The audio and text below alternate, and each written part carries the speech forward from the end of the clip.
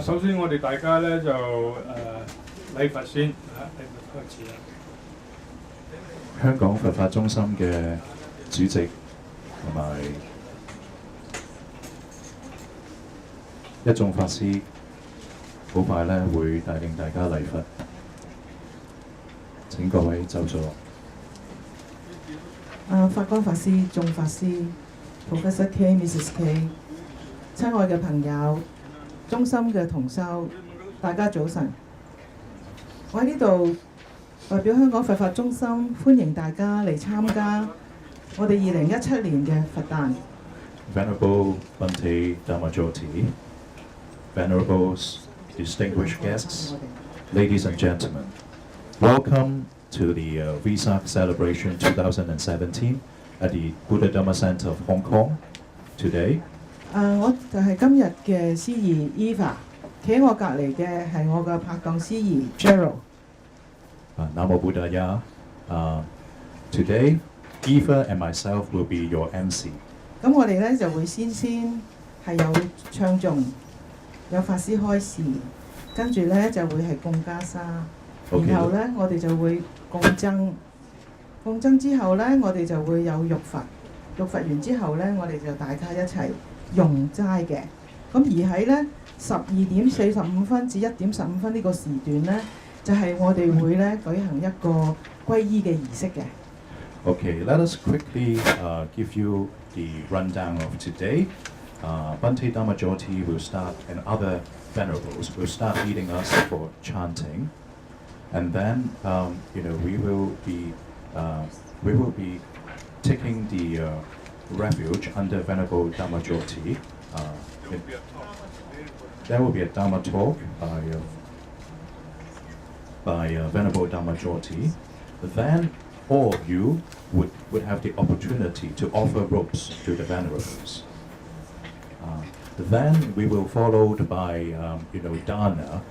All of you again are more than welcome to offer food and red pockets to the venerables. Afterwards, we will be bathing the Buddha. We'll begin with following the Buddhist tradition, the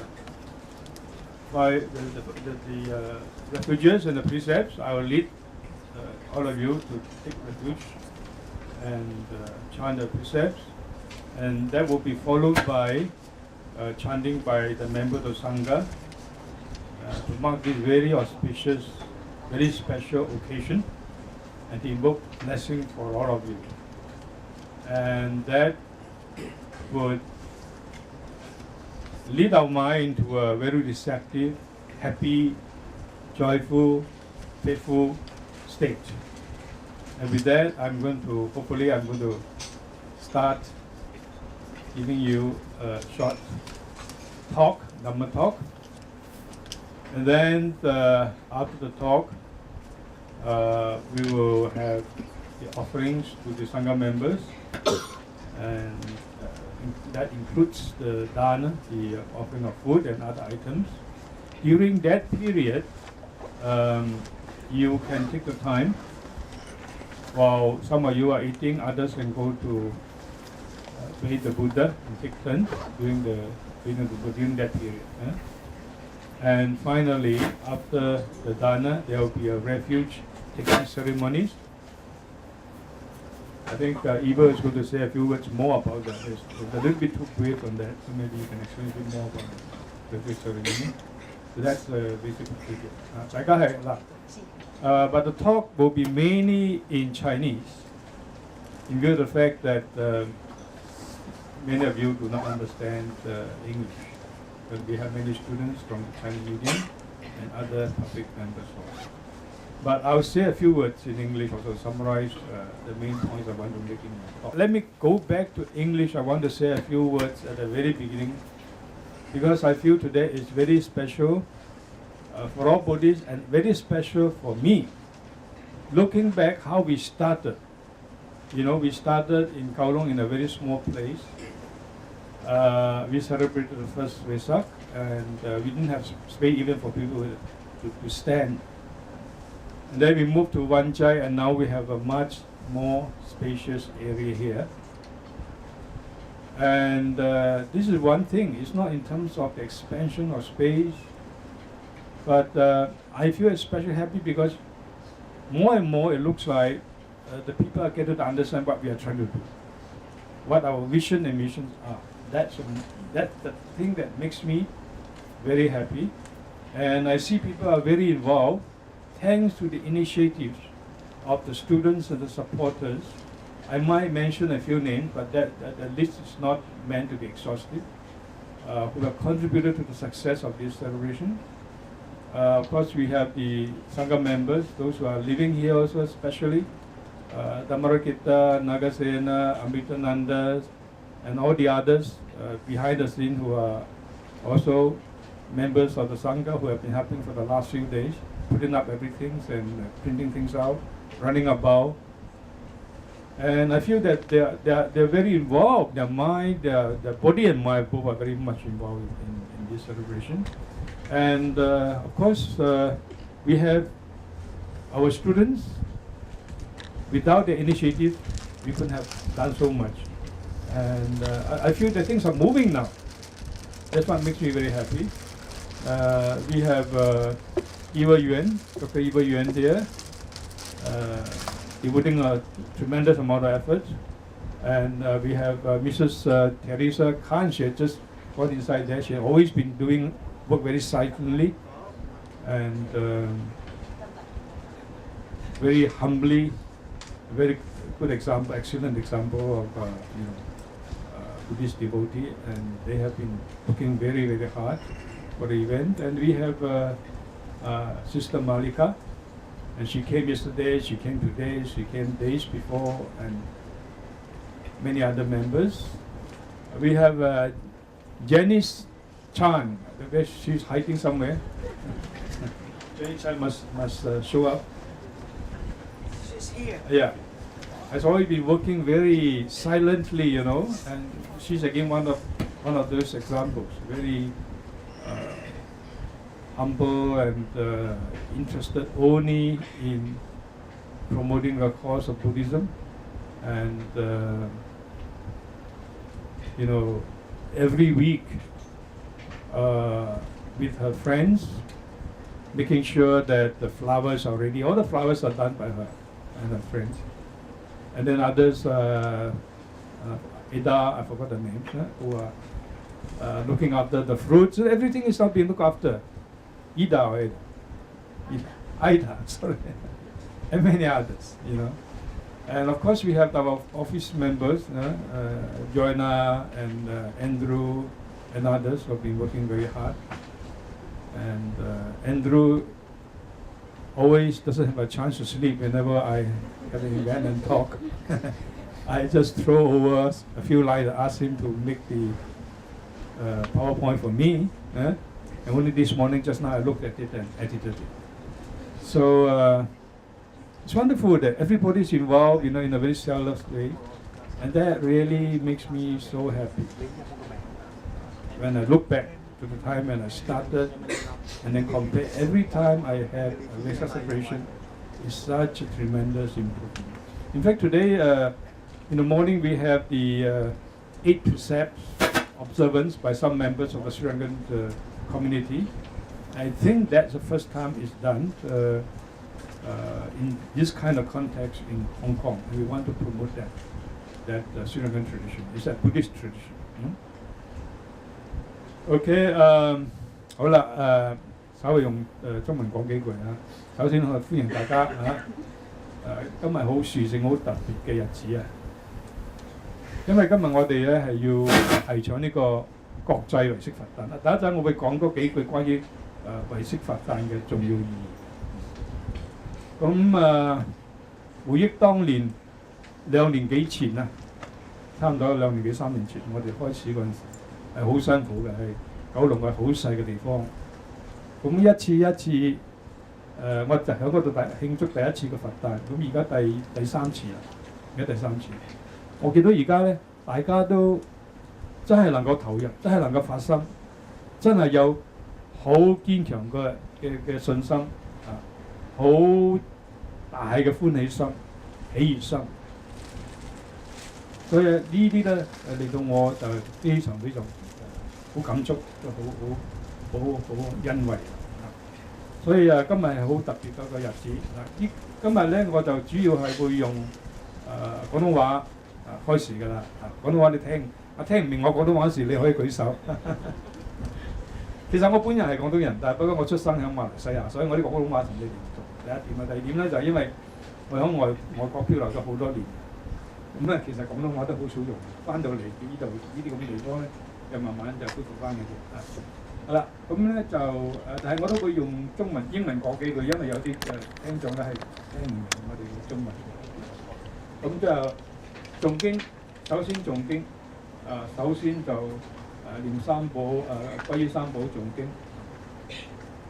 使到我哋咧帶領自己嘅心境進入好安寧嘅一個狀態。所以呢個係好重要嘅咧。第一步，我哋先誦經，先祝福。然之後咧，我就繼續落去就會開始。開始之後咧，又供僧，特別係供齋。咁供僧供齋呢個時間之內咧，大家亦都可以歡歡喜喜嘅，可以用齋嘅。同時咧，一部分人亦都可以繼續去浴佛。所以呢個係基本上成全啦。最後供齋供僧之後咧，有一個好簡單嘅歸依三寶嘅儀式。係啦，其實咧我就大嗰法師咧就喺佢個角度講，佢見到今日呢個盛況，佢好欣慰。咁咧我作為個弟子咧，就係見到今日呢個盛況咧，就好雀躍，因為咧我都係2015年跟阿法師學習。咁我都係親眼見到法師喺由零開始到今日咧，俾到我哋一個咁殊勝嘅地方俾我哋去收集，非常感恩法光法師。咁今日咧其實就我揀咗阿 Gerald 企我側邊個 partner 咧，我企埋佢先。點解揀佢咧？因為佢個 size 夠大。佢 size 夠大點解咧？佢影起我特別細啦。點解要影起我特別細咧？因為我成日跟住法師一句講話嘅啫，就係 small is beautiful。咁我哋呢個道場咧細，但係好美。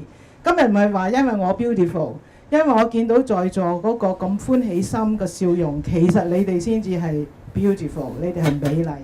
Gerald 冇得好講啦，我講晒啦。我哋而家咧就希望咧大家帶住一個咁美麗嘅心。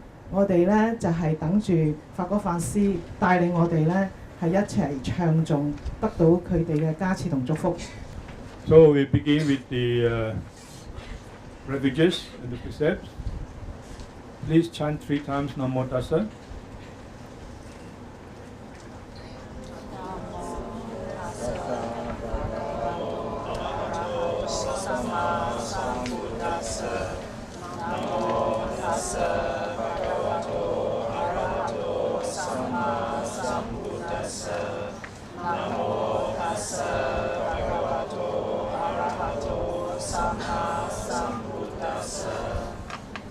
Buddhang saranang gacchami. Buddhang saranang gacchami. Dhammang saranang gacchami. Dhammang saranang gacchami. Sanghang saranang gacchami. Sanghang saranang gacchami. Tutiyampi Buddhang saranang gacchami. Tutiyampi Buddhang saranang gacchami. Tutiyampi Dhammang saranang gacchami. Tutiyampi Dhammang saranang gacchami. Tutiyampi Sanghang saranang gacchami. Tatiyampi Buddhang saranang gacchami. Tatiyampi Buddhang saranang gacchami.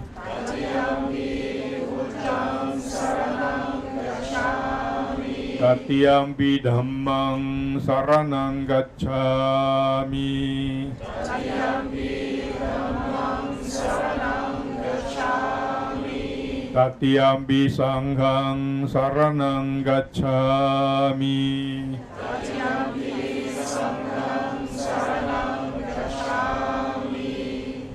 Panatipata veramani sikkhapadang samadhiyami. Panatipata veramani sikkhapadang samadhiyami. Adinādāna veramani sikkhapadang samadhiyami.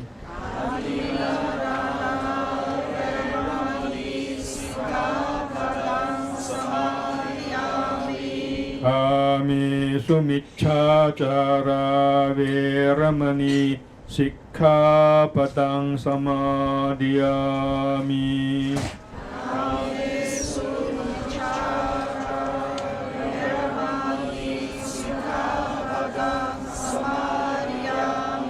Musāvādā veramani sikkhapadang samadhiyami.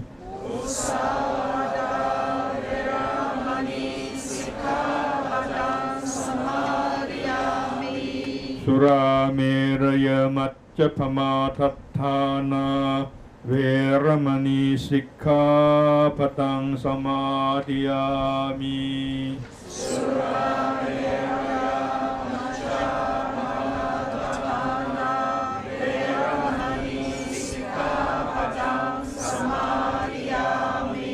Saranena satting panjasilang dhammang sadukang surakkitang kattva appamadena sampadeta.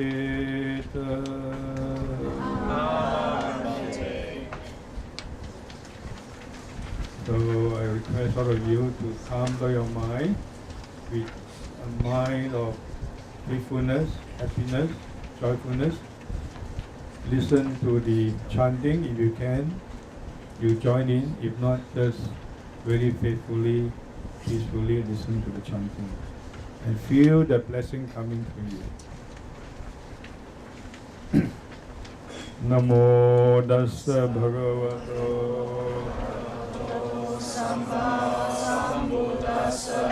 Namo Dassa Bhagavato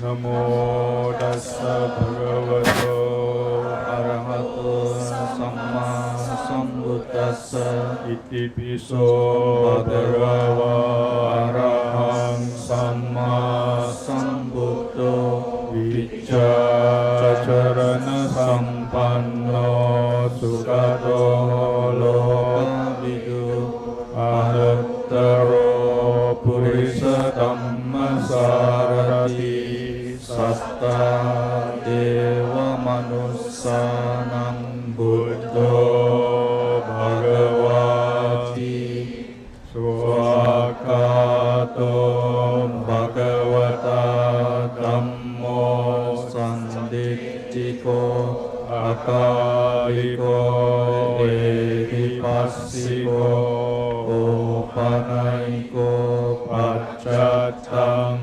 Veditappo Vinyohiti Supatipanno Bhagavato Sāvaka Sangho Ujjupatipanno Bhagavato Sāvaka Sangho Nyayapatipanno Bhagavato Sāvaka Sangho Samicipatipanno Bhagavato Sāvaka Sangho Yatidang Cattari Purisa Yukani Atta Purisa Pukkala Esa Bhagavato Sāvaka Sangho Ahuneyo Pahuneyo Dakkineyo Anjali Karaneyo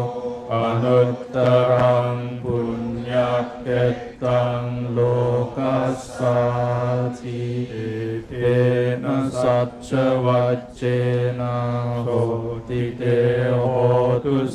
ปดาเอเตนะสัจจวัจเจนะสัพพโรโควินัสสตุเอเตนะสัจจวัจเจนะโหตุเตจายมังคลังกรณียมัตตกุสเลนะยันตังสันตังปะตังอภิสเมจสักโกอุจุจะสุจุจะสุวะโจจะสมุตุอานาติมานิสันตุสโกจะสุบาโรจะอัปปะกิจโจจะสัลลหุกบุตติสันตินทริโยจะนิปโกจะอัปปะกัปโภกุเลโสอนันุกิตตุนาจะกุตตังสมาจาริกินจิเยนะวิญโยปะเรอุปวะเดยงสุขิโน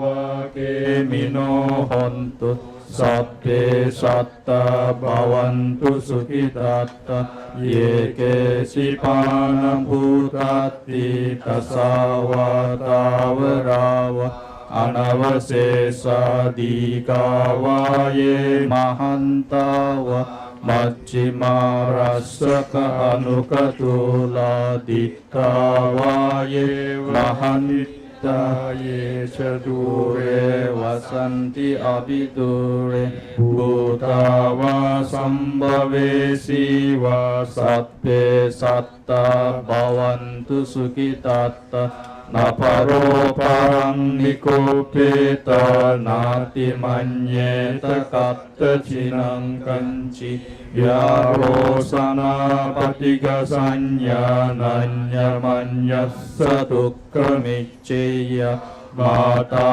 ยตานิยังพุทธังอายุสาเอกพุทธมนุรักเกเอวัมปิสัพพภูเตสุมานะสังภาวะเยอปริมาณะเมตตัญจโลกัสมิงมานะสังภาวะเยอปริมาณะอุตตังอโลจติริยัญจอสัมปาตังอเวรมสปัตตังหิตังสรังนิสินโนวาสยาโนวายาวตัสสวิกตมิตตุเอตังสติงอาดิตติยะรัมมเมตังวิหารังวิดมาหุดิตตินจะอนุปกัมมศีลาวัตตัสสเนนะสัมปันโนกาเมสุวินัยยะเกตังนาหิจา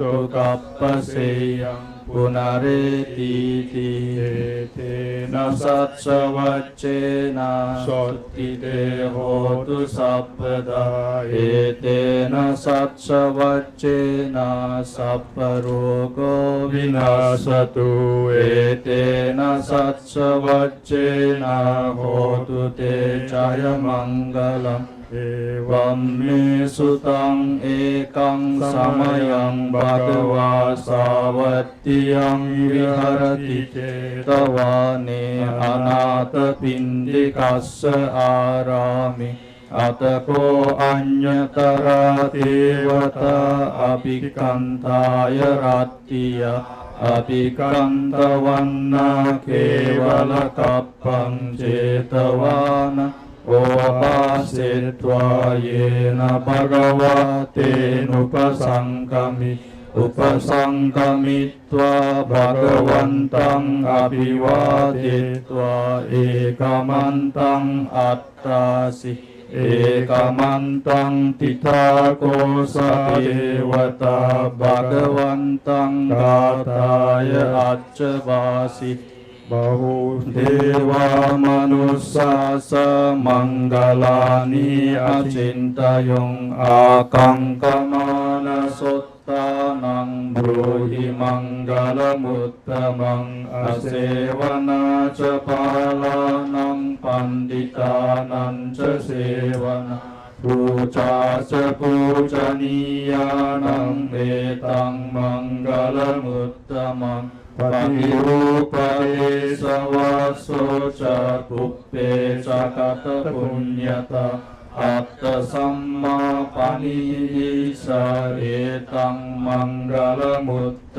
มังบาหุสัจจันจะสิปปัญจวินัยโยสัสสุสิกขิโตสุภาสิตาชยาวาจาเอตังมังกลมุตตมังมาตาปิตุอุปัฏฐานังพุทธดารัสสะสังฆโหอนาคุลาจกัมมันตาเอตังมังกลมุตตมังดานันจะธัมมจริยาเจญาตกานันจะสังฆโหอนาวัจจานิคัมมานิเอตังมังกลมุตตมังอารติเรติปาปามัจจปานันจะสัญญโมอัปปมาโดสธัมเมสุเอตังมังกลมุตตมังการโวจานิวาโตจะสัน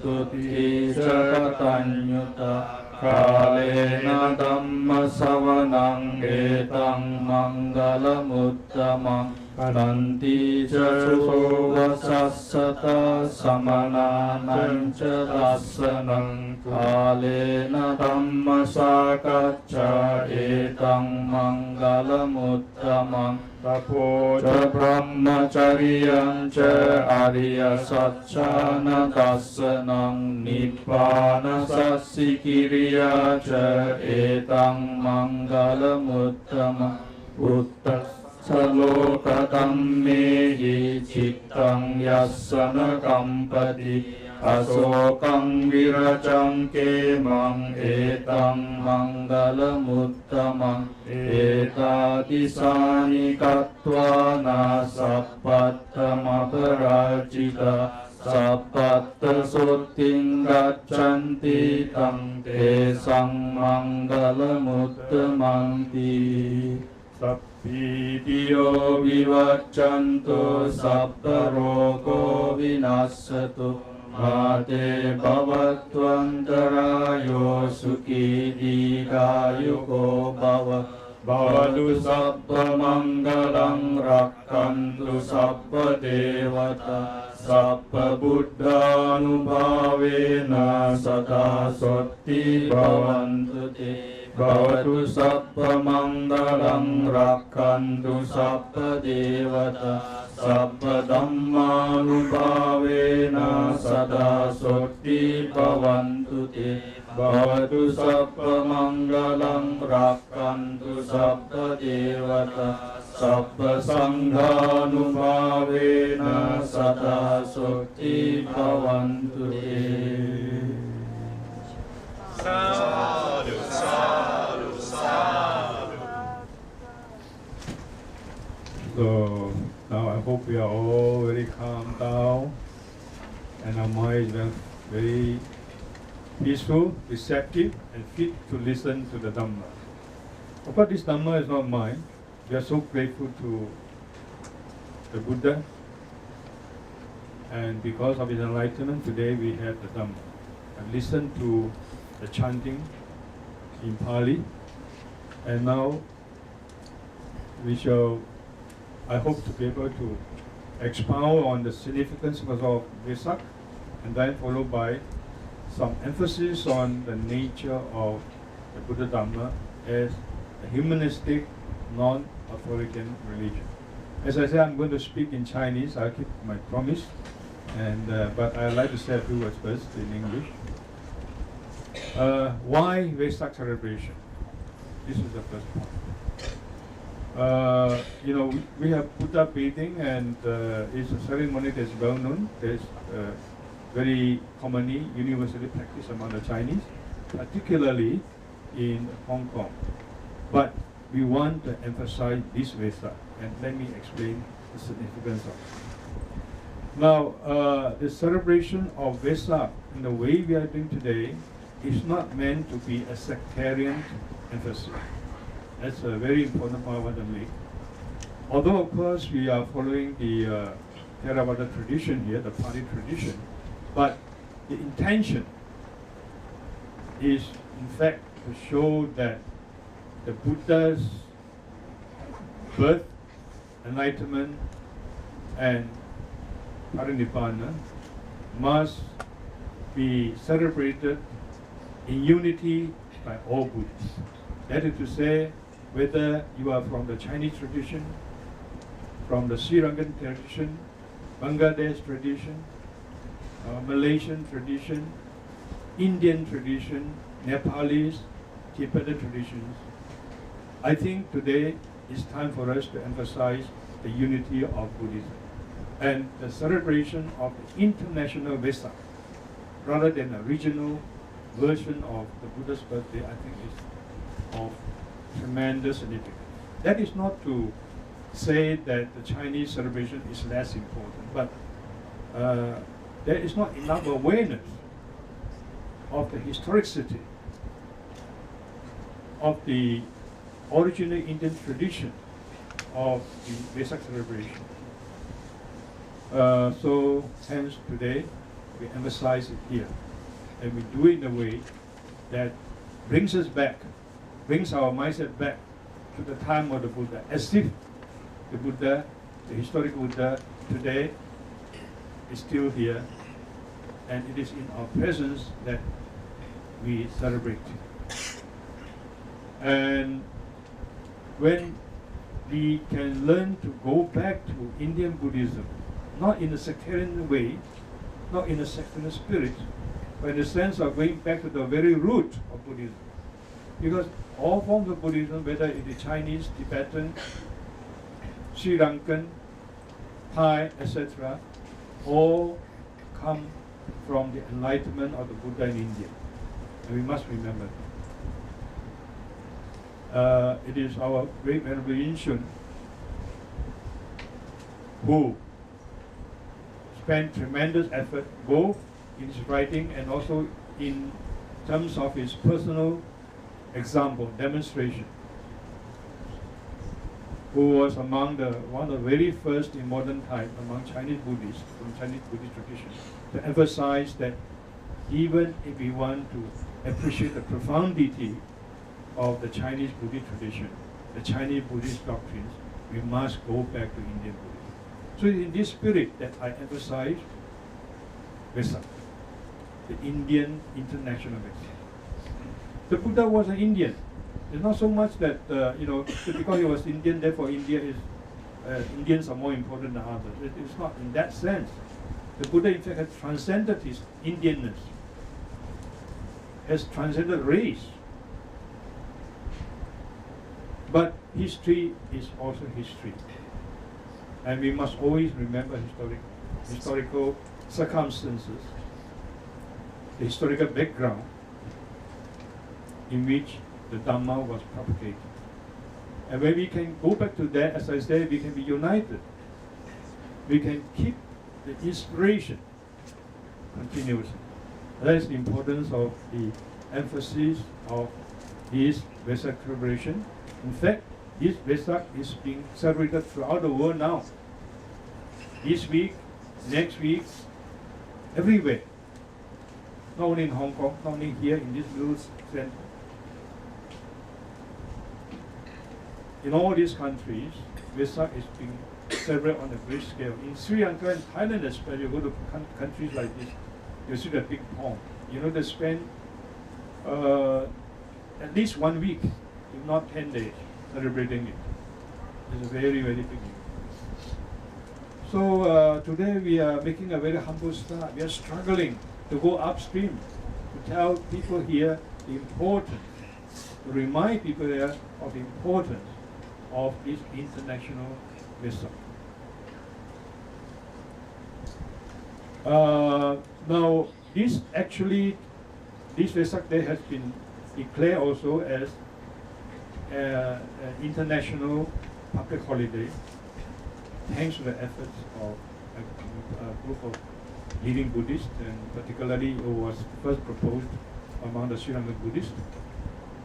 And in fact, if I'm not mistaken, I think this Sunday there's going to be a government-sponsored huge event of international celebration of the United UN, they call it the UN Vesak celebration in Sri Lanka. So let me at least try to arouse, to bring out the awareness of the importance of the international Vesak. So this is one part I want to emphasize. The other part I will be emphasizing in my talk is on the nature of the Buddha's teaching. Today, above all day, is the time for us to contemplate on what it means to be Buddhist. What the Dhamma that we are struggling, we are putting effort into to understand and practice. What is the true nature of this Dhamma? So, I want to emphasize that firstly, Buddhism is a religion. And this point is made deliberately because I know that among many modern exponents of Buddhism, they want to say that Buddhism is not a religion, it's just a philosophy, or it's just a psychology. But I think it's very important to emphasize, to re-emphasize that Buddhism is a religion. By that, we are reminded that Buddhism, the Dhamma, is not just to be confined to the domain of intellectual thoughts, the domain of the so-called philosophers, however profound philosophies are. And it's not to be confined, not to be reduced to the dimension of even ethical. It's not just merely a system to teach you how to live a good life, how to be a better citizen, how to fare better in samsara.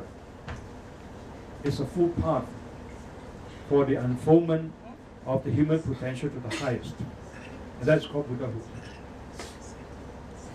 And that certainly goes far beyond the domain of ethics, the domain of intellectual thought, the domain of philosophy, even the domain of the so-called Buddhist psychology. But of course, if you say that psychology is the study of the psyche, then in that sense Buddhism is philosophy, is psychology. But it is the profoundest type of psychology. So rather than reducing in an apologetic manner, reducing the Dhamma to the domain of philosophical thoughts, domain of so-called psychology, the domain of science, the domain of logic, the domain of so-called empiricism, etc., etc. I think it is very important to remember that Buddha is a religion that goes far beyond the space-time experience of the ordinary intellectual man. Hence, I emphasize that Buddhism is a religion. And I'm going to explain that leads us, of course, to the next question as to what religion is. So whether Buddhism is a religion or not depends on how we define religion. And in this context, I'd like to quote Eric Fromm. I don't know whether you have the other projection or not. A very insightful, very perceptive modern thinker, extremely influential. He's no more with us. But when I was young, I read many of his books. And many of the ideas that I read from him still stick in my mind after something like 30, 40 years of study of Buddhism. And the more I go back to think about his thought, the more I feel that, in fact, his thinking was very close to the Buddha's teaching. In brief, he makes a very important, very challenging statement. He says, the question is not religion or not, but which, Andrew, can you project that? Is but which religion? I say again, the question is not religion or not, but which religion? In the same manner, he says, the question is not ideal or not, but which ideal? I think it's a very profound statement from him in the modern era. in a country like America, where people are highly educated, sophisticated, highly rational, and they know more about, generally speaking at least, science, logic, Western philosophies more than the ordinary people, at least in the East. So against that backdrop, these thinkers stood up and held Buddhism as the best exemplification of what he calls a rational religion, a humanistic religion. And he says that religious need is an existential one. That means, of course, there are many meanings of what the word existential. But what he means in this context is that Buddhism, the need, before he talks about Buddhism, he talks about religion in general first. The need of religion is rooted in man's very existence itself. The moment you exist, you have that need, and you have no choice. Do I need religion? If I'm intelligent, if I'm sophisticated, if I'm clever, if I'm smart, I don't need religion. If I'm a strong character, I don't need religion. Religion is meant for only the irrational, even only the neurotic, according to some thinker of his time, or around that period, for example, Freud and others. No, in his thinking, the need is rooted in man's existence. When we exist, when we are thrown as it were into existence, we have to find meaning for our existence. We have to have a goal for existence. Otherwise, we cannot continue to exist. Today, the problem of depression, the problem of psychological, sufferings, neuroses, all these are very clear demonstration of this very fact that the more thoughtful we become, the more intellectualized we become, the more we are aware of this fundamental existential predicament of human. We exist and we want to exist continuously. And the Buddha has seen that that is the basic problem of man, that the attachment of the atta, the soul, the self. And we always want to exist better and better. But that's correct. There's nothing wrong to want to exist better and better. We all made that way. But what it means to be better, that requires the investigation of the meaning of existence. So Eric Fromm says that this need is a fundamental need over which we have no choice. The only choice we have is what religion, which religion, what kind of religion. Is it a religion that prevents you from unfolding your human potential, that obstructs you, that instills fear in you, that demand obedience to an almighty authority outside? Is it that kind of religion that goes against the natural tendency of a human to want to unfold his or her potential? Or is it a religion that is humanistic, that is concerned with the predicament of a human being? A religion that encourages the very unfoldment of the human potential. So the choice is only in this. Likewise, he said that we all have ideals. Don't think we are so smart, we are not idealistic. Some people are idealistic. Without an ideal, we cannot exist. We cannot continue to live. People become destructive to society. They are depressed. They spend a lot of money to deal with their depression now these days. And they have sufferings. That is when they are part of the natural part of unfoldment of the human potential is somehow blocked, somehow obstructed. Then you have what is called mental problems, diseases, depressions, you feel like wanting to destroy yourself and destroy the whole of society. So he concludes that every individual needs an ideal. Every individual is idealistic in one way or another. Even the scientist is idealistic. He has the ideal as a scientist. The logician knows. So there's no choice between having an ideal or not. We are all born idealists. And in that sense, religious need, the need for an ideal, the need for religion is existential. And in this context, he highlighted. Recently, I gave a public talk in Chinese, and I emphasized. I have quoted his books. He has several books in which he expressed this emphasis that Buddhism is the best exemplification of what he's trying to tell the world about humanistic rational religion, which everybody needs. So that's the main emphasis I want to make in my short talk. I think it's already not so short. I spent quite a bit of time even in my English summary.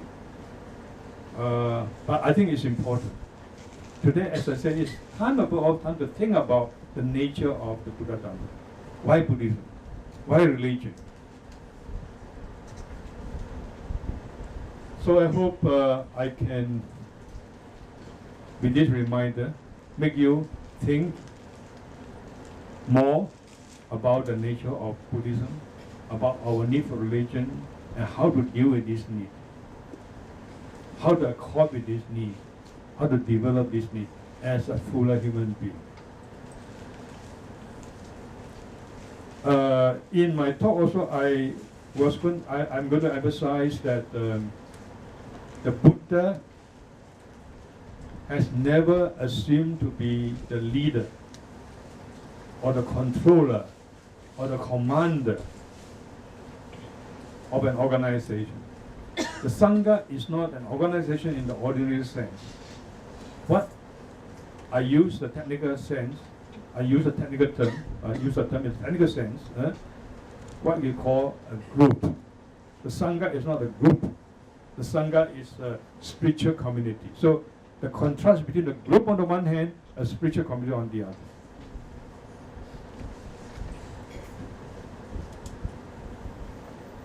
The Buddha never thought of himself as the leader in that sense, the controller in that sense. And today I'm going to show some statements from the Mahaparinibbana Sutta. Where he says, no, I have never thought of myself as a leader. I have never thought of myself as controlling, commanding a group. That's my paraphrase of the word group, of course. And therefore, the question doesn't arise for me to make some final announcement as the leader of the group, in particular by way of appointing the next leader.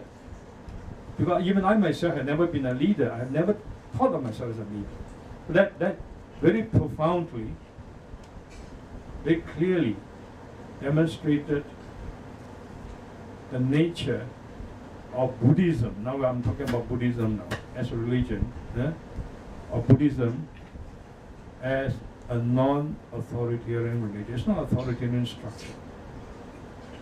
So I'm going to now expound. I hope I don't spend too much time in Chinese. And the main point I've already just summarized in English. 今日首先呢，我要解釋下點解我強調要慶祝呢個遺失節，國際遺失節。佛誕我哋中國人咪有咯，浴佛節啊嘛，浴佛節好似係幾日之前嘅咁樣。咁點解我要強調呢個遺失節呢？遺失節同普通嘅佛誕有咩唔同呢？呢個第一點我想同大家分享嘅。遺失呢個字咧，遺失呢個字咧係古代嘅古文嘅Vesak，係一個名詞嚟嘅，呢個名詞係佛陀成佛嗰個月份啊，就5月到，差唔多係5月到啦，喺印度。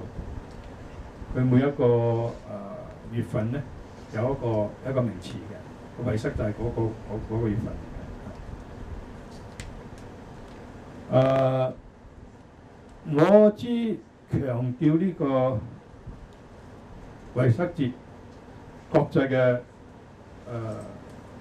佛誕嘅慶祝咧，用意係在於希望能夠引起大家注意。我哋若果真係要深入佛法，真係要團結佛法。今日係應該講到團結佛法啦，唔係分宗派嘅。我如果係強調咁嘅形式，係咪強調一個宗派嘅形式咧？係咪忽視咗自己中國傳統嗰啲形式咧？唔係咁嘅意思，而係希望咧能夠使大家能夠深思一下，我哋作為佛子應該要尋根。佛法係源於印度，從印度移轉入斯蘭卡，從斯蘭卡移轉到其他世界各地，包括我哋中國，包括而家香港。從呢啲國家亞洲再轉去西方，所以起源地係在於印度。佢就講我哋要強調一個非宗派嘅佛法咧，我哋就應該要有一種嘅意識係我哋全所有佛教徒應該要意識上、意識形態上回歸到印度嘅佛教。印順導師啊，係現代一個好偉大嘅佛教思想家。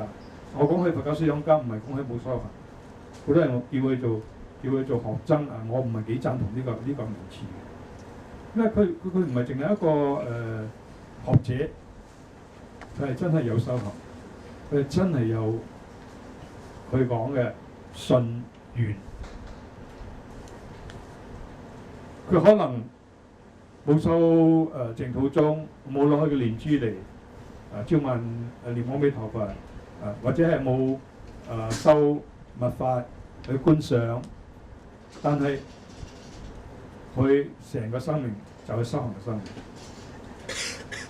我而家強調一個口號叫做咧，學佛如佛學，佛學如學佛。可以講亦都係受到印順導師嘅啟迪。所以就係在我哋嘅，唔理係佛學研究當中又好，佛學教學當中又好，作為一個學者又好，作為一個學生又好，乃至作為一個在家人好。在唔同嘅崗位上，將佛法嘅理解同埋佛法嘅實踐融為一體。喺在學佛中要學佛，要佛學；在佛學中要學佛。所以咧，我係印度法師咧係真係好偉大。佢當時佢受咗好多委屈嘅，因為強調作為一個中國嘅出家人啊嘛，咁咁傳統嘅嗰種嘅嗰種嘅背景當中咧，佢能夠企起嚟話我哋，就算我哋中國嘅佛教徒都要認識印度佛教嘅重要。佢嘅心意係希望佛法能夠統一起嚟。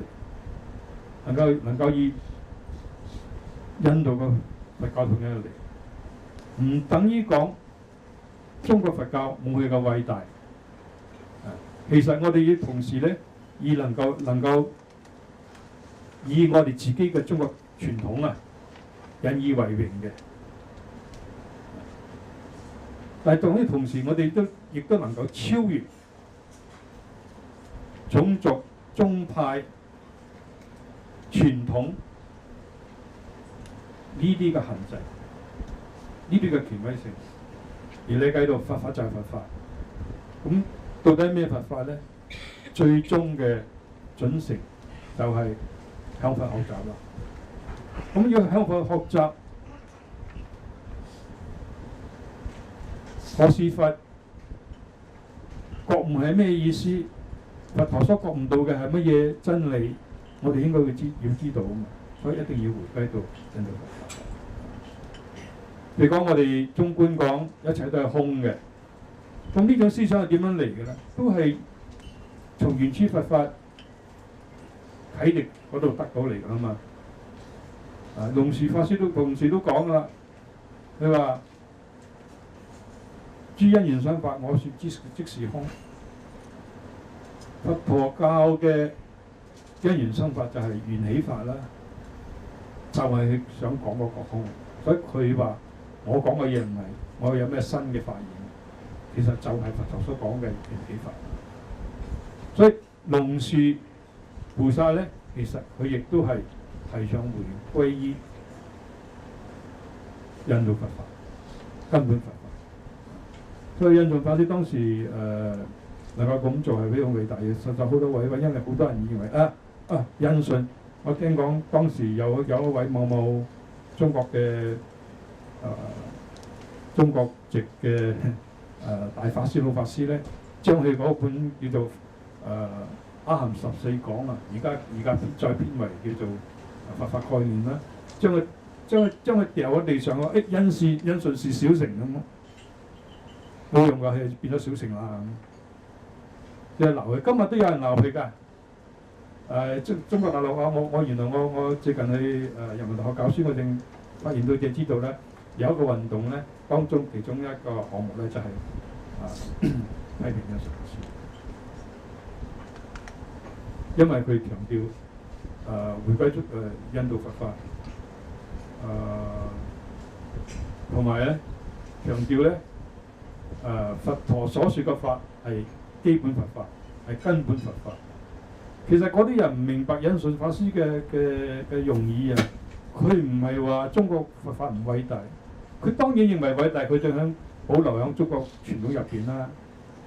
而且係關於中國佛法嘅關於嗰方面嘅研究同埋佢嘅發表係非常樣樣可觀嘅當然。你睇佢嘅中觀啊，你講唯識啊、禪宗啊、禪宗史啊。佢係好有成就嘅，佢嘥咗好多心血嘅，但係同時亦都花咗好多心血去研究原始佛教，亦都好有心得嘅。譬如講，我哋知道佢除咗呢個佛法概論之外咧，佢有原始聖典之集成。而家嗰啲西方人啊，搶住嚟想買起部書，有時期咧就絕咗版㗎啦，重新再有翻咗幾版啊！好多都係唔識中文嘅，叫人哋翻譯，想知道我哋講啲咩嘢啊！佢仲有唯識學探面啦，性空學探面啦，呢啲都係回歸印度阿含經所說，融會貫通，唔係忽略，更加唔係無視中國傳統，係將佢發揚起嚟，將佢擴充實佢嘅內容。仲有之後佢有呢個說一切有部、論書及論師之研究，印度思想史等等，所以佢花咗好多心血研究印度佛教。同埋之後咧，就將印度佛教嘅精華咧係灌入於中國佛教傳統，所以佢嘅貢獻係好大嘅。我相信我哋仲要一段時間去體會佢嘅貢獻。而家已經當然啦，特別喺台灣咧，亦都有一大班人咧就好尊崇印順導師嘅成立印順導師基金會啊、教育基金啊，同埋有啲計劃啊，翻譯佢寫嘅書啊等等好多年輕嘅法師咧，因為受到佢啟迪而出家，出家咧大部分時間精係研究印順法師思想，所以而家已經好難得嘅。不過在呢個同時，頭先我講啦，亦都有另外一班人咧，仲係睇住印順法師印順法師係個學問僧嚟嘅啫，佢唔知道人哋好啲好甚深嗰啲佛法啊。佢冇自己冇生物鐘，所以佢冇讚揚如來藏啊。咁等等好鬼不去。同埋佢仲乃至印度法師話歷史性嘅佛陀所說嘅係真正佛法，咁講係咪等於講我哋大家都要變成小乘呢？咁其實並非呢個意義。所以我今日我強調呢個國際唯識日嘅意義咧，係同樣嘅，係強調我哋要去尋根，要回復到要回溯到印度佛法，但係咧不忘自己嘅傳統，發揚自己嘅傳統，以自己嘅傳統為引以為榮。今日嘅佛法應該係咁，唔係分門別戶嗰種嘅宗派觀念嘅佛法，應該係統一嘅佛法，以真嘅歷史性嘅佛陀，真歷史性所說，唔係咩傳統，咩南傳啊，咩北傳啊。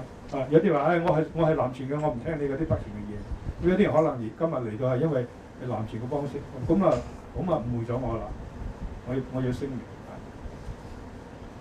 有陣時我嘅形象可能好似表現到係一個南傳嘅出家人，其實我一向係主張一向推廣超宗派嘅非宗派。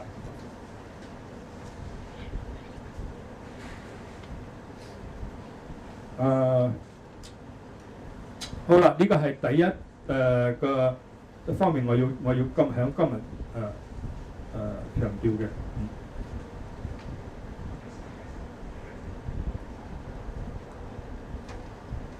第二咧就係、我成日同學生講咧，頭先我講到啊嘛，佛學與學佛，在佛學當中應該要得到好大嘅啟迪。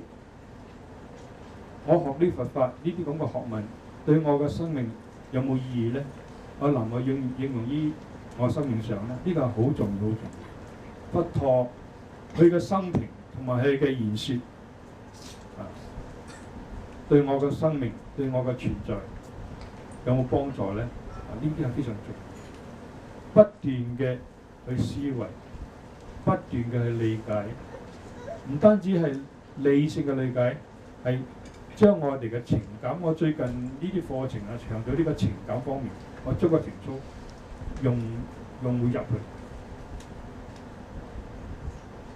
因為永遠一個人嘅情感係重於理智嘅。有好多我哋唔想咁樣去諗噶，其實事實就係如此啊！好多嘢，我哋理性知道係我哋應該咁做，咁係最好嘅，個最啱嘅。其實我哋做唔到。好多嘢我哋知道呢個係不善嘅，但係我哋冇辦法能夠完全克服到。呢個係就係人嘅困境啦。所謂簡單唔去將佛法嘅名詞放埋一邊咧，就係所謂情感與理智嘅衝突。每個人都有嘅。你成為為止，佛個境界咧係叫明行足。明行足係講佢嘅所行同埋佢嘅明，佢嘅智慧，佢嘅智同埋佢嘅行係合一嘅，係完全統一嘅，係冇衝突嘅。但係我哋嚟講咧，係唔同程度上嘅唔同方式表達出嚟嘅衝突。所以咧，我哋研究佛法咧，係要將佛法能夠從佛學當中轉為學佛，學佛當中亦都有研究佛法。本來我有好多重要嘅嘢要講啊，咁我啲我啲學生啲信徒咧，而家撳住我唔俾我再講啦，亦都啱嘅，因為時間亦都好重要，所以我而家想講第二個重點啦。之前仲有好多嘢我係想講嘅，但係如果之後有機會咧，我想同大家分享嘅。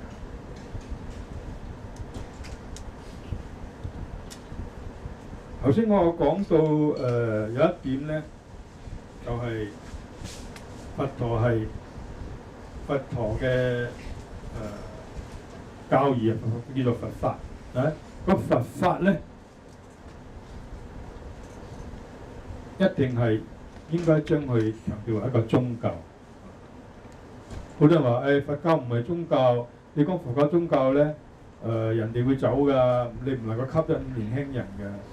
我而家唔係做 marketing 啊，我成日提醒我啲信徒啦，唔好將我哋佛法嚟 package 包裝得太緊要，多少包裝可能係不能避免㗎啦，因為你都要思考關於善後方面啊，要點樣嚟接引接引嗰啲未曾學過佛法嘅人係要多少包裝，但係咧太過包裝咧就係一種虛偽。就失去個真實。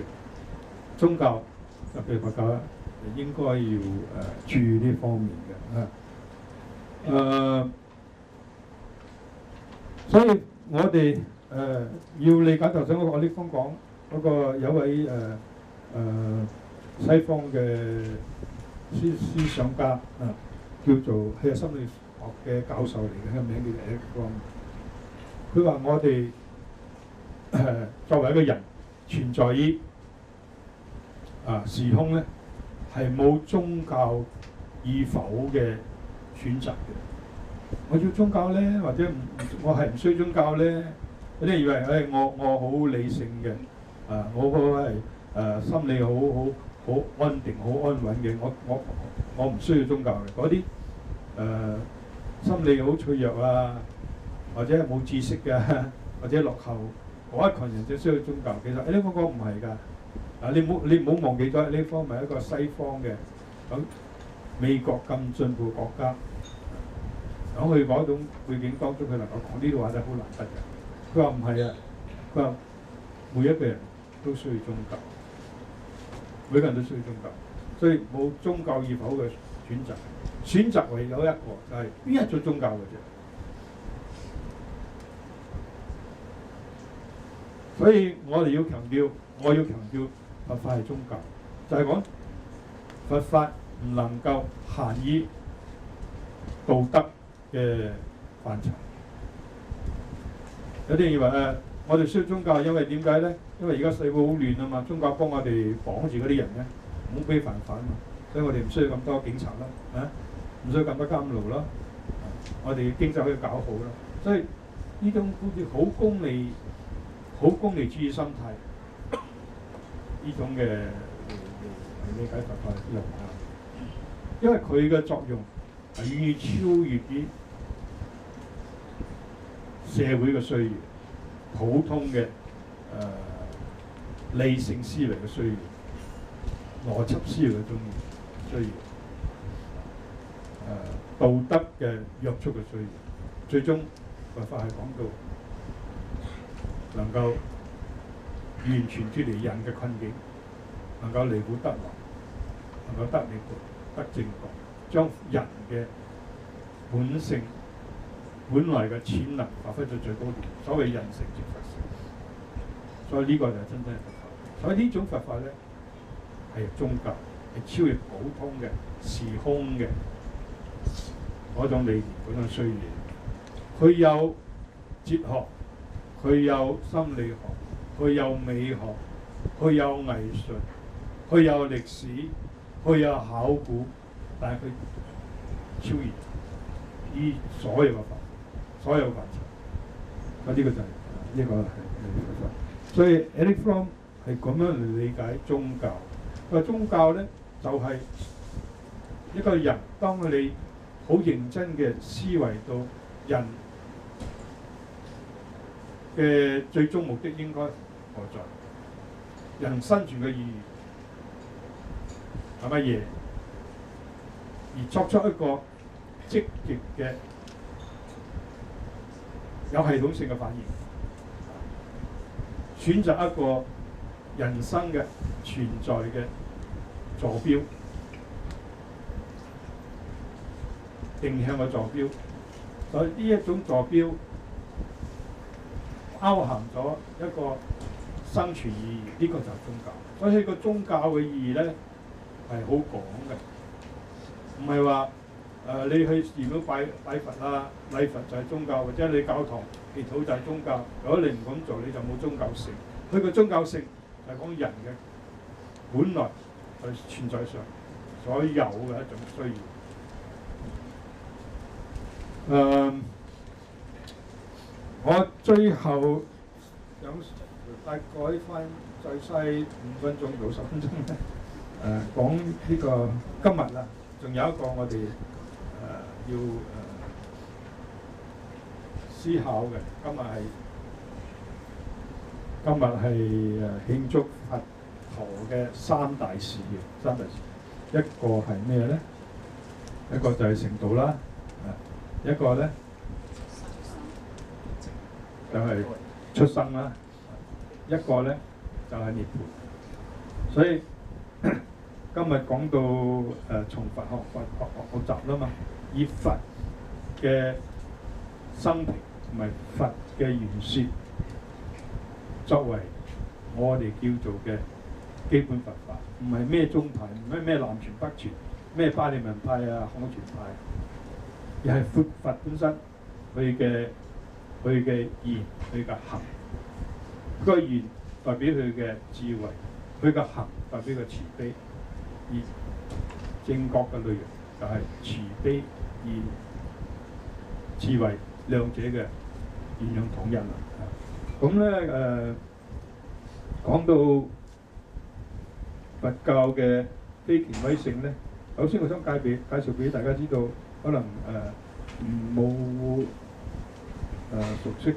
熟悉英文佛法或者係翻譯佛法咧，唔知道有啲好有啟迪性嘅經典嘅。如果講到佛嘅言行咧，我想介紹呢個有一部經叫做《卡拉瑪述陀》。呢部經咧講到咧，佛陀向大家宣佈講，我哋應該係點樣嚟信賴，點樣嚟信仰，點樣嚟接受任何嘅宗教嘅教義。冇人講你應該咁修行啊，應該修八正道，或者你應該信上帝啊，或者你應該信因果啊。咁到底邊個講嘅係真，邊個講係假嘅咧？係啱，邊個係正確嘅？邊個係錯誤嘅咧？咁嘅準繩何在？在呢個經入邊咧，就開始關於呢方面嘅準繩。簡單嚟講咧，佢話第一，我哋唔好因為傳頌所聞嘅，我哋聞法所得嘅，一直咁樣傳落嚟嘅嗰種權威性，而去信仰一個教義。第二，唔好因為傳統所說我哋嘅傳統係咁講，我哋中國人咁講噶啦嘛，或者我哋斯林家人咁樣講噶啦嘛，我哋西藏人咁講噶啦嘛，咁就係啱嘅。唔好以嗰種嘅權威性而接受一個教義。第三，傳說大家更明白啦。世界上嘅人咁講嘅，我就咁樣信。第四咧係乃至於聖典所記載嘅，所傳落嚟，經咁樣説嘅，聖經咁樣講嘅，或者乃至佛經係咁講嘅。而家係佛陀講，就算佛教嘅經典，我哋都應該要自己去思考，自己去體驗，然之後咧再作個決定，可唔可信？最後咧就係唔係最後仲有好幾個，一個係論證所得你唔好以為邏輯思維，如果依照邏輯思維係有效性嘅，咁就可信嘅。邏輯都係人為嘅啦嘛。好啦，咁總之咧，佛陀嗰強調嘅係我哋應該通過自己嘅體驗，正作一個決定，唔係因為某種嘅傳統又好，我老師所說嘅，我師傅講嘅。有啲人話，而家喺我香港我都聽過呢種咁講法，佢話：我唔理佛陀點講，我跟我師傅學啊嘛，我師傅咁講咪跟佢學啦。我但係咁係好，但係咁係咪因為學嘅係咪佛法咧？今日有好多邪教啊！你哋講話有啲極端嘅回教咧，而家啲叫做 ISIS 係咪？咁咧就話如果你信我哋回教咧，你就要嗰啲唔信回教嘅人，你要殺絕你啦。所以如果你咁樣嚟盲信咧，你會不惜一切嘅去毀滅乃至整個人類嘅。所以佛陀講，我哋唔好受呢種權威性，傳統又好，聖經聖典又好，乃至係我師父所說嘅又好，我自己親民嘅又好。所以佛呢種佛教就代表住一種我頭先講嘅，就係非權威性嘅人民嘅宗教嘅。呢個最後嗰個例子啦。最後咧想講到就關於呢個涅槃啦。頭先有三大事啊嘛，其中一個係涅槃，今日係應咗佛陀嘅涅槃。咁思維下涅槃經所說嘅，涅槃經嗰說好多好重要。而家就講一遍咧，係有關同我哋今日嘅主題關於佛法嘅作為一個非權威性呢種嘅呢方面嘅一種反思啦。佛陀將要熄滅嗰個時候，咁阿難陀咧就同佛陀講佢話啊，我好擔憂佛陀有病嗰個時期咧。佛陀應該係有啲好重要嘅話，重要嘅嘢吩咐我哋，仲未吩咐好嘅。咁佛陀應該佛陀通過佢自己嘅佢嘅定力佢嘅法力，佢恢復咗身體之後咧，個阿難講：我而家鬆咗一口氣啦，我有機會嚟請示佛陀啦，聽佛陀嘅開示。你最後仲要想交代啲乜嘢嘢咧？咁佛陀講嗱，好重要幾句話喺度。咁你想話我要交代咩嘢？你係咪期望我係講最重要一點嚟講係我死之前我會委任另外一位嘅領袖咧？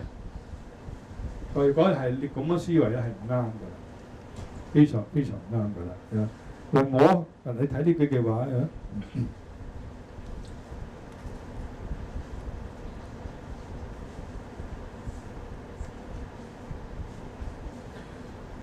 眾僧於我有何需要？點樣要而家需要我咧？其實我在世又好，我涅槃之後亦都好，應該佢話以你自己為舟，以你自己為歸依。所謂個舟係一個島個舟啊！你自己保護你自己，唔係我期待我有佛陀係一種，譬如我而家一種好幼稚嘅心理係。有上帝係萬能嘅，我做唔到嘢，我有上帝保護我，有上帝幫我搞掂，幫我克服。佢唔係嘅，佛教嗰種佛法性質就道出佛教性質，係以你自己保護你自己，你嘅生存嘅意義係你自己定。你嘅所謂嘅命運係你自己定嘅，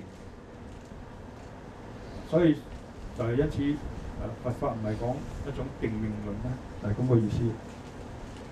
所以佛教佢嗰陣時講幾句話，佢話應該要我哋作為自舟，自己作為自己一個島舟，自己以自己為庇護，自己為歸依，呢個好重要嘅句話。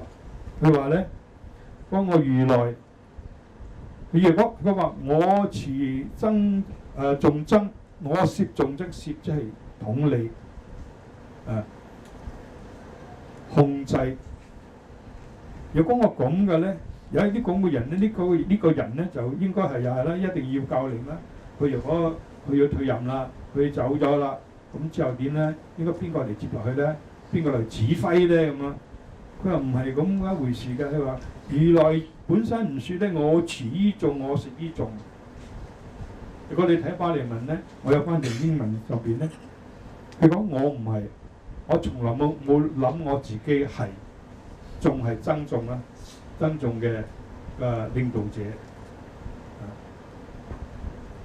係真會個大指揮，控制成個組織嘅。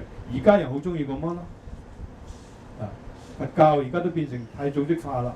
呢啲係點樣嚟嘅咧？呢啲係因為冇思維到佛教嘅本質，佛陀反對呢種權威性嘅組織嘅。因為我哋向西方樣都以為西方在上，呢個西方唔係西方佢哋個世界，如果話佢以為西方在上好啦，哇！所謂嘅西方係西方國家、西方嘅文化依家看齊嘅我話人哋好有組織嘅喎，人哋好龐大嘅，好有力量嘅。而家講勢力啊，而家講地位啊，而家講金錢啊，而家講人數啊，人數越多就成功嘅。咁呢啲唔係佛教嘅，呢個唔係佛陀俾我哋嘅啟示。頭先嗰幾句話就好重要啦。佢就呢種個眾呢個僧團咧，唔係咁樣嘅組織，唔係嗰權威性組織。乃至我從來冇諗住我自己係一個，佢話我自己係一個大統頭統理嚟嘅。所以佛教嘅佛陀嘅佢嘅點樣統理大眾咧，係通過啟迪性嚟咁樣，唔係壓制性嚟統制你。你一定要咁做，你喺佛教度，你我哋一定要咁，唔可以咁。戒嘅意義都係㗎，唔係叫你壓制你嘅，你要從你自身發出嚟。從上邊得到啟迪，你感覺到你好興奮，有好大嘅發起，非如是生存不可。非如是生存我就冇人生嘅意義。你咁樣嚟啟迪你自己，啟發你自己，然之後思維，若果係咁，我應該點樣行咧？我個言行係應該點樣嘅咧？呢啲就所謂佛教嘅道德就呢度啦。所以佛陀講如果我如來不説我持於眾，我攝於眾，豈當於眾有教令？所以我點解需要對大家對僧團有一個 instruction 嘅教練 instruction？ 即係我點樣會話留落一個明啊？你一定要今之後咧，你在佛教徒第一、第二、第三一定要咁樣非講不可。你再某人係舍利佛又好，阿難陀又好，係你嘅而家接落嚟嘅統輝者啦咁樣，我就可能唔需要呢一套。所以呢幾句話咧，應該對我哋係有好大嘅啟迪性。呢幾句咧就係代表住佛教佛法嘅非權威性。